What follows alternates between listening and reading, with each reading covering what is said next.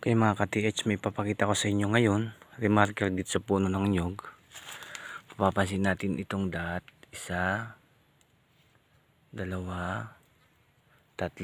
So, naka-triangle sila.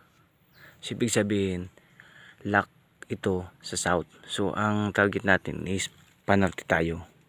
Pero bago yan, yung nyog na yun, may slash na biak. Ayan. Yan naman ang wood element. So nakikita yan sa S or west.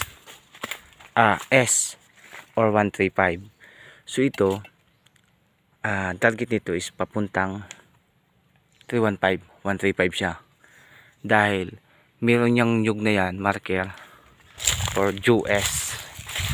Remarker na lang ito ha. Ayan ha. Ayan. Meron siyang slash. Ayan. Slash siya na hindi siya tinuloy. So parang C din, parang slash. So metal element or wood element. So ang target niya is west position at 135 to 315. At meron ditong nilagay silang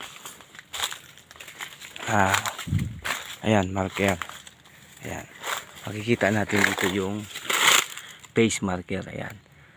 Na yung malaking mata is naka punteriya yan doon. Ayan, malalim tapos mahaba. Ayan, malalim tsaka mahaba, papunta yan doon sa target.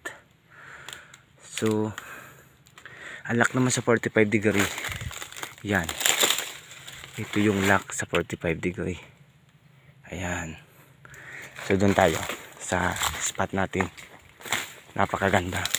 Dahil mother food natin dito is lumang balon. Sa kaibigan natin itong lupa na ito. So kausapin mo lang siya para ma-operate. Dito yung spot. So ipapakita ko sa inyo na tama yung remapping natin. So due south